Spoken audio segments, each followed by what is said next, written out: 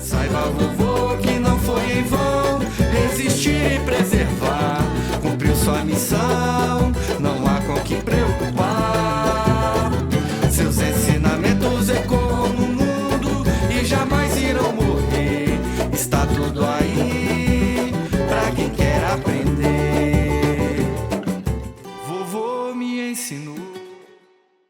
Samba tem essa polêmica, né? Alguns historiadores falam que veio da Bahia, outros do Rio de Janeiro. O samba ele é muito genérico, mas não pode esquecer que o samba ele nasce dentro dos terreiros, né? Tinha uma clave, ritmo que vinda de Angola, chamada cabila. E o samba, ele sim tem uma ligação muito forte. Agora a gente tem várias vertentes de samba. A base principal do samba, sim, ele tem uma ligação muito forte. Alguns sambas têm as letras relacionadas à cultura de matriz africana. Que o cara estava fazendo uma apresentação na escola de música e ele estava cantando Canto de Ossan. E na hora de falar o nome do orixá, ele ficou calado. Ele calou, não falou orixá e continuou seguindo a frase. Ele é artista? Porque o artista não tem sexo, não tem cor, não tem religião. Ele sobe no palco, ele vai fazer o que ele tiver que fazer. Aí eu gosto muito de samba, mas aí eu não gosto muito da religião. Não tem como você gostar, meu filho. Porque tá todo mundo entrelaçado. Não tem como. Como é que fica? O tambor ele tem a função primordial de fazer a ligação entre o Orum e o Bahia. E aí a gente tem essa ligação entre o profano e o sagrado. Capoeira, do samba, do jeito de jogar futebol, da ginga, do malandro, século XIX, as maltas, capoeira na Bahia, Angola regional, mestre Bimba, pastinha, mandingueiros, capoeira, que é tudo que a boca come. Se eu quisesse falar de uma fuga, por exemplo, se alguém perceber, eu podia cantar: e a meia-noite passarinho vai a voar, meia-noite passarinho vai a voar, e vai a voar. Que ela realmente nasce nessa ânsia de liberdade. Nesse sentido, ela nasce para matar, mas ela se ritualiza na medida em que ela se africaniza. A capoeira ela é incrível exatamente por se encontrar no território do entre. Ela não é nem luta, nem dança, nem jogo. Ela é as três coisas juntas, nunca só uma só separada da outra. Sou cadete, sou músico, sambista, artista independente aqui do Distrito Federal. Alguns sambas gravados já aí nas plataformas digitais. Estamos aí concluindo mais um videoclipe do Samba do Vovô. É uma forma de agradecimento aos ancestrais. É isso aí, eu sou o Daniel Miojo, sou capoeira, historiador, há 11 anos com um trabalho contínuo aí, Barracão Capoeira. Sou Marcos Valente, do Instituto Folha Seca, Escola de Percussão, Cultura e Arte, que tem por objetivo difundir a cultura e a história da cultura popular brasileira através da linguagem ancestral dos tambores. Nosso espaço, né, nossa casa, é o Canzoado Encourado. Eu me chamo, dentro da religião, né, Iatundê, Tinló Iatundê. Nós estamos aqui no Ilhéachel Batorum, localizado no Distrito Federal, Casa de Força do Rei do Céu. Eu me chamo Obatolá, sou iniciado para o orixá Airá e também no culto de Orumilá. O Instituto Folha Seca nasceu há 6 anos e nasceu de dentro de um terreiro, de pé descalço, chão batido, para poder aprender com os ancestrais, assim como nossos antepassados fizeram na oralidade.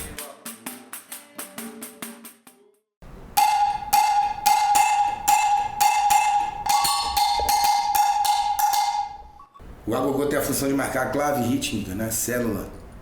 O lé, que é o tambor menor, tem a função de marcar a base do ritmo sem variação.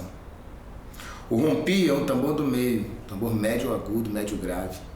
Ele vai fazer a contrabase dessa base. E o rum, que é o tambor maior, ele tem a função de fazer o solo, os improvisos. Aqui, Davi.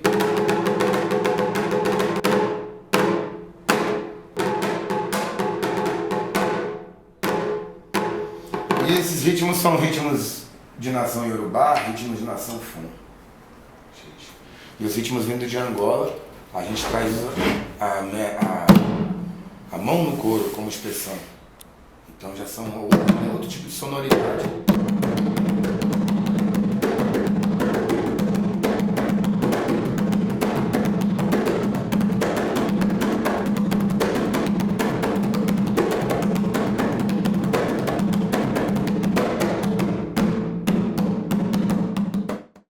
A minha mãe de santo tem mais de 50 anos de iniciada. Se iniciou com 6 anos de idade, dentro da religião. Cresceu dentro de candomblé, com a família, com os mais velhos. Então, e a gente é criado desse jeito.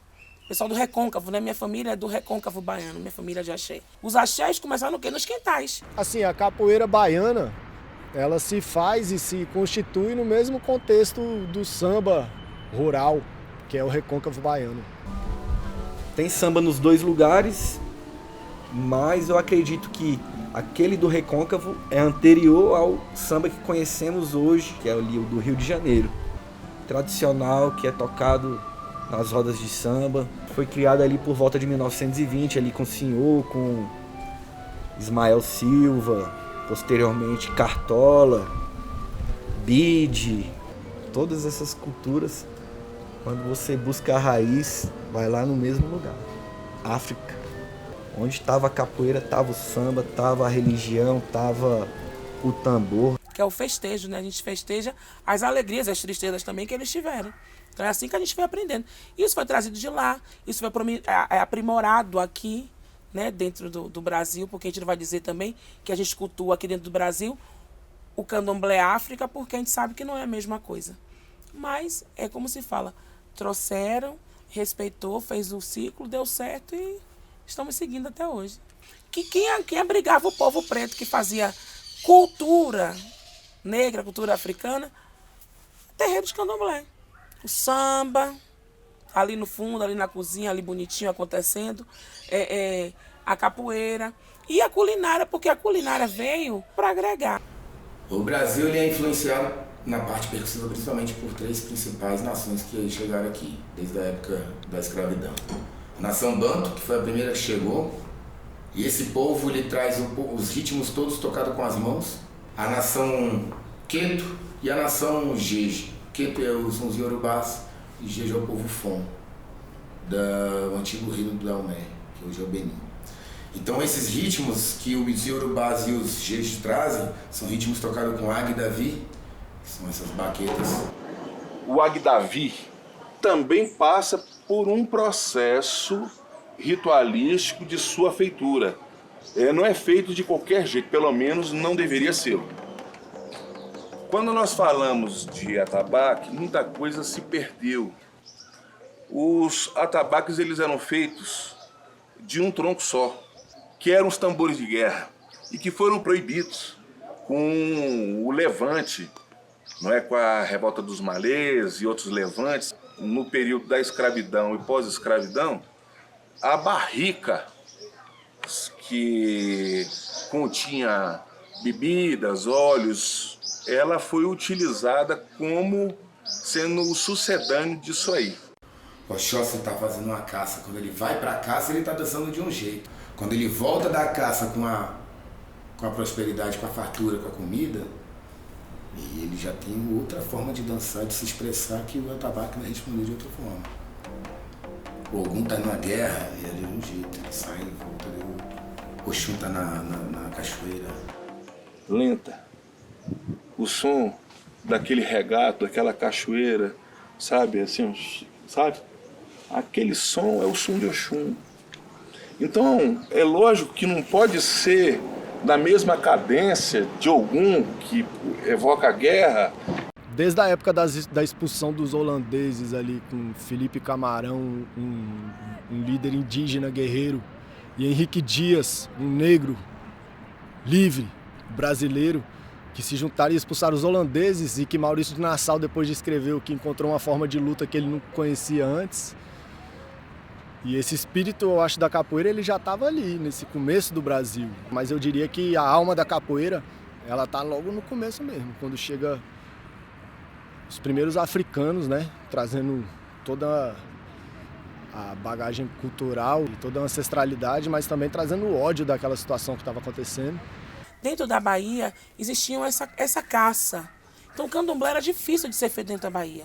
O pessoal foi saindo. Rio, São Paulo, Sul. Como hoje, por exemplo, eu saí da Bahia e vim para Brasília, trazendo o axé da minha família de axé para Brasília, por questão de opção. E escolha do orixá também, porque são eles que escolhem. Quando a capital foi transferida para o Rio de Janeiro, a capital da colônia, em 1763, se não me engano, muitos desses escravos ali, descendentes deles, foram para o Rio de Janeiro para trabalhar nas fazendas, nos portos. E consigo levaram, né, o swing africano que trazia, que já vinha da Bahia. Ali em 1918, se não me engano, da música Pelo Telefone, que se diz um marco daquele samba que conhecemos hoje, que é ali o do Rio de Janeiro. Pelo Telefone, samba carnavalesco, gravado por Baiano e o Corpo de Coro, para a Casa Edson, Rio de Janeiro.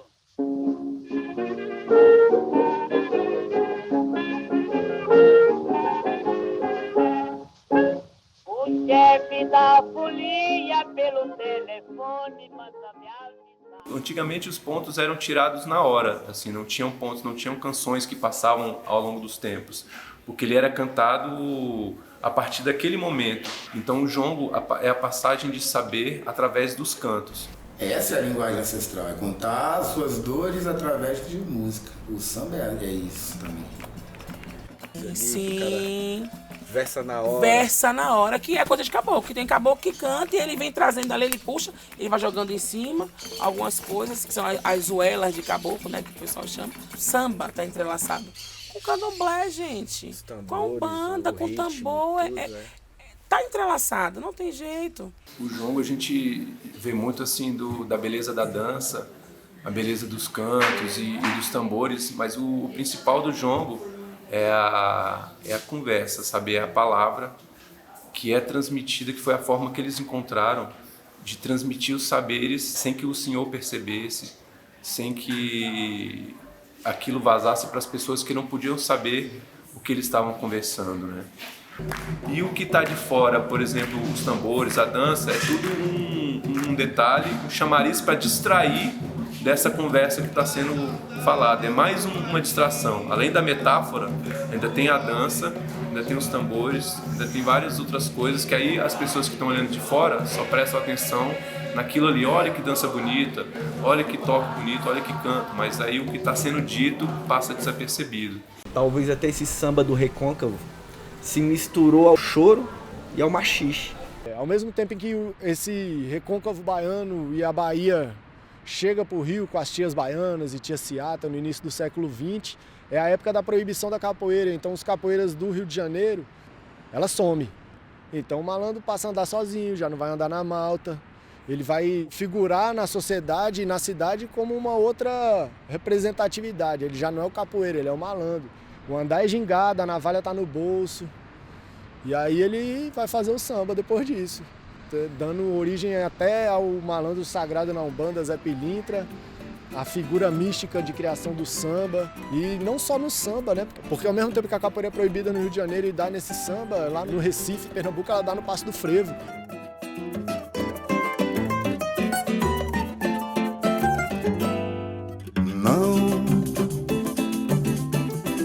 Não me impeça de cantar samba. Eu não posso resistir em espargir o ouro do meu peito. É que a vida fez lugar em mim, onde o mistério se refaz. Um amor que nunca chega ao fim, uma luz que não se apaga mais. Como tudo na vida, né, cara, a gente tem que saber chegar e sair dos lugares. E no samba também não é diferente. Eu aprendi isso na vivência da roda de samba. Você vê lá o camarada chegando arrogante e se der um vacilo, ele já vai ser cobrado. Tradicionalmente, a capoeira ela se aprendia de oitiva, é assim que diziam os antigos. Vi, gostei, entrei e joguei. A ideia de iniciar, ela é inerente à prática da capoeira. Praticar capoeira é também transmitir a capoeira. Quando você vê, você faz parte de uma corrente ancestral que liga você ao seu mestre, e liga você ao seu aluno, e liga o seu mestre ao mestre dele e a todos os mestres que vieram antes deles, até chegar lá na África, nos grandes reinos, lá na savana. Quem sistematiza a capoeira, na verdade, é Mestre Bimba. A partir de uma prática de rua, ele sistematiza o que ele chamou de luta regional baiana. Porque o berimbau era um instrumento ritualístico.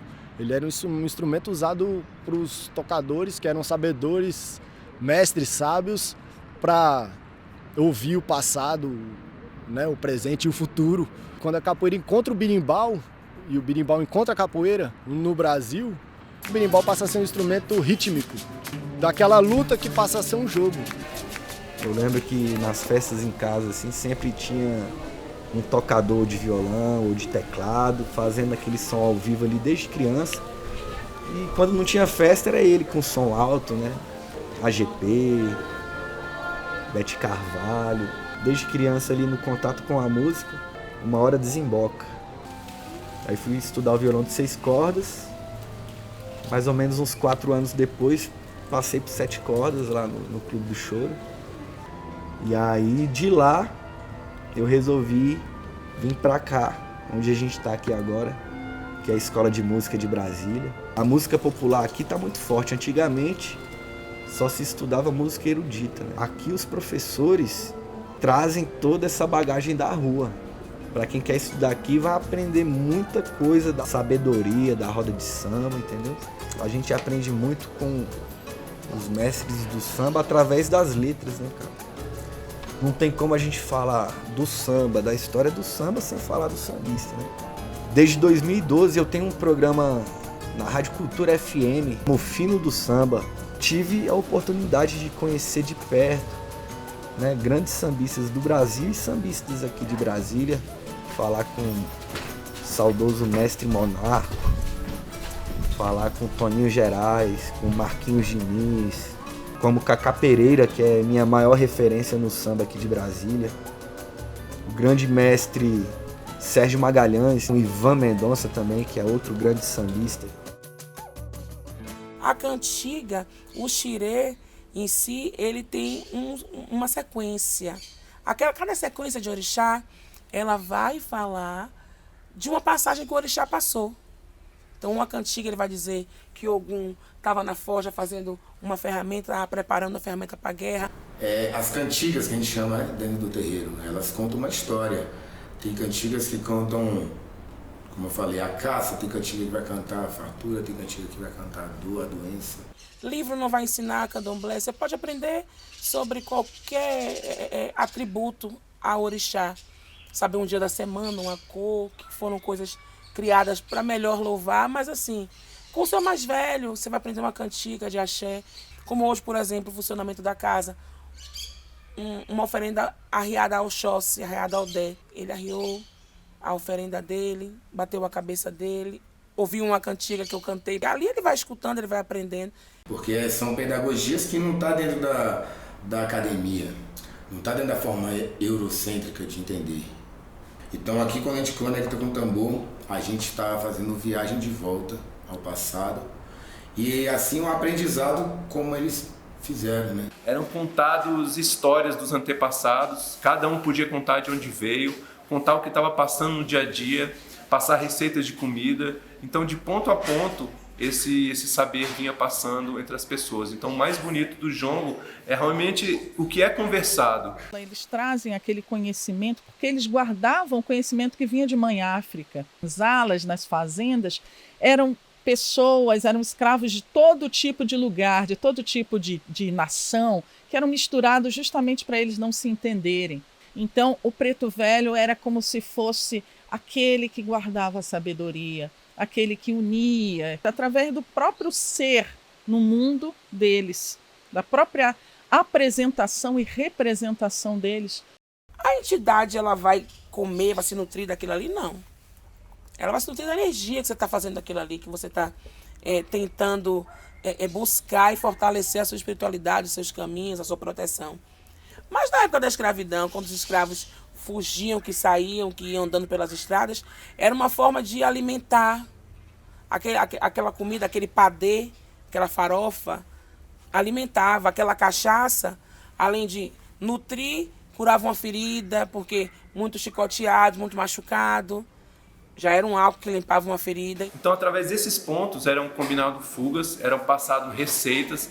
Então, por exemplo, um jongueiro queria falar sobre uma fuga, ele cantava um ponto, começando sobre aquele assunto. E vinha um outro jongueiro e completava aquela conversa. E vinha outro jongueiro e completando. E aí os outros entendiam que aquilo, olha, a gente está falando passarinho, somos nós, e a voar quer dizer que a gente vai fugir, né? E nisso, o outro vinha dizer, olha, o capitão circula por ali à meia-noite, então não pode. E passarinho não pode avoar, porque gavião tá de tocaia. Meia-noite, gavião tá de tocaia. E passarinho não pode avoar. Então ele tá dizendo que o capitão circula por ali à meia-noite, então não pode.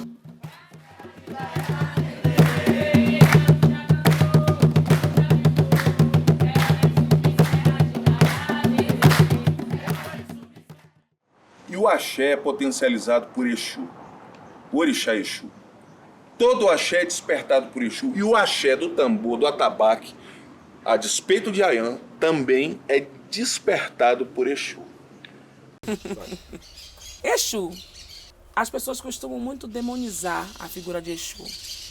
E se as pessoas pararem para analisar, Exu é primogênito. Exu é o primeiro orixá do panteão, responsável pela comunicação. Exu é comunicação, é alegria. Exu guarda. Cada de Exu fica na entrada, de olho, de guarda. Exu é um. As qualidades têm a ver com o despertamento do axé específico para cada coisa. E Gelu é, vamos dizer, o epíteto, certo? A qualidade para chamar Exu para despertar o axé, a força realizadora ou a potência realizadora do atabaque. O orixá tem um filho, tem Exu, Exu vem trazendo a informação da sua vida, da minha vida, para os orixás que nos protegem da padrinha, né? Sem Exu a gente não faz nada. A gente tem que aprender a sempre levar Exu na frente. E é quem sempre levou, né, a comunicação de orixá, como a gente fala. Cada orixá tem o seu Exu, ele traz a comunicação. Uma música ela é tocada sem variação de altura e de métrica, a gente consegue fazer um transe. Esse acoplamento das energias da natureza, certo? Por vibração, que vão produzir, inclusive, os fenômenos, certo? Do transe. Através do trabalho das entidades, com a energia deles, com cada um, com a função que eles exercem, vão ensinando. A capoeira ela só prodigiou no tempo, né, e se fez presente até os dias de hoje e se capilarizou pelo Brasil inteiro e pelo mundo agora pela insistência na transmissão dela. Isso para mim é muito importante, o respeito ali àqueles que pisaram primeiramente aqui nessa terra, agir, né, com honestidade, com caráter. Eu procuro hoje transmitir para os meus filhos, né? E é isso, né, cara? Respeito é você ser exemplo, né, para o seu filho, para o seu aprendiz dentro da casa. A Bian, como a gente fala dentro do axé, né, para se tornar um Iaô, um iniciado, um Ogã, um Eked. E o Ogã, que é a pessoa que toca, ele passa então por um processo iniciático. Quando eu fui para dentro do terreiro, me iniciei numa nação chamada Molocô, e hoje eu faço parte do Candomblé Nagô. Até então eu só tinha a parte da percussão, digamos, profana, né? Percussão de escola de samba, percussão da rua, percussão de samba reggae. Não é Kociuê, Kociorixá. Sem folha nós não temos orixá.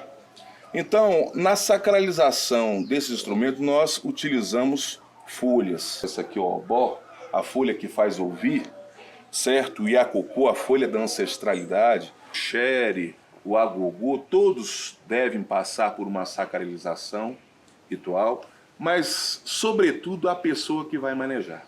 É um culto que se pretende sacro, a pessoa ela tem que se investir da sacralidade. Mas, para efeito do culto, Primeiro que são atabaques específicos. Esses atabaques, eles não podem ir para a rua. Consciência da energia que ela vai evocar. Da energia que vai ser invocada e da energia que vai ser evocada. É um processo, inspiração, expiração. Aí você vê que se é uma troca de energia, se é o Ogã que toca o rum, que está chamando o orixá para dançar, ou é o orixá que está botando ele para tocar. Os antigos griots tinham a música como a premissa de conexão com o astral. Então os tambores têm essa função de fazer a conexão com o divino e o profano, entre a terra e o céu. O candomblé é tudo muito bem encaixado para sempre estar ajudando o outro.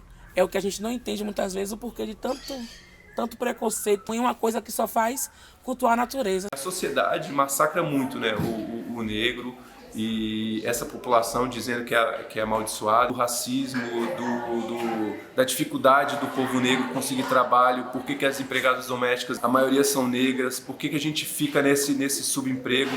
Tudo isso a gente entende olhando para trás para o que aconteceu. Músicas populares hoje que cantam sobre os orixás também falam isso nas suas letras, né? Trazem essa identidade da força da natureza que aquele orixá, aquela divindade representa. Você aprende muito ouvindo um samba, aprende sobre o amor, sobre a vida, sobre a tristeza. Ali é uma escola da vida, né? Lidar com ele com respeito, tem muita coisa a ganhar. Não só o samba, como tantas outras, né? Capoeira, as religiões de matriz africana. Como o maculelê, como o jongo, o afoxé. Todos esses ritmos que a gente falou aqui tem como base os atabaques, tem como base a percussão ancestral. O que nós somos hoje, tudo o que está acontecendo hoje, vem e tem explicação no passado. O Brasil pouco reconhece e pouco conhece da herança que a capoeira deixa exatamente para o brasileiro ser o que ele é.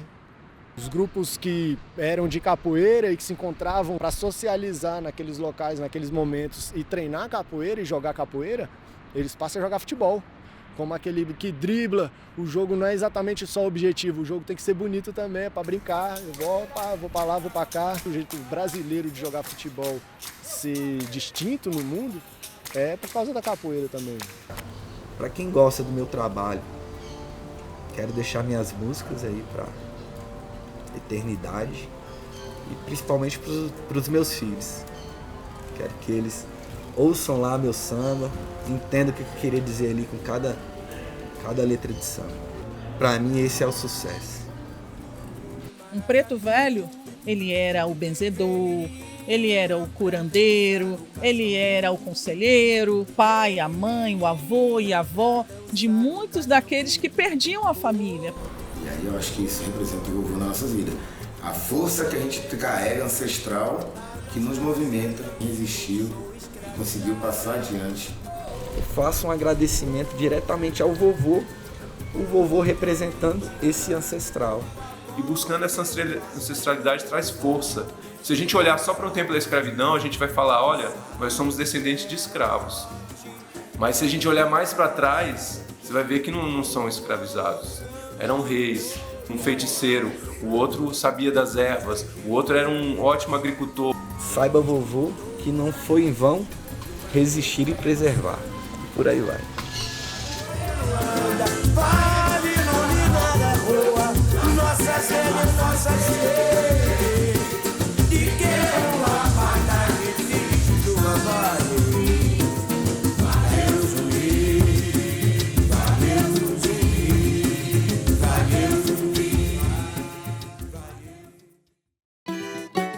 Vovô me ensinou sua cultura e tradição, a riqueza que herdou depois da abolição, o batuque e o xirê, o canto de improvisação.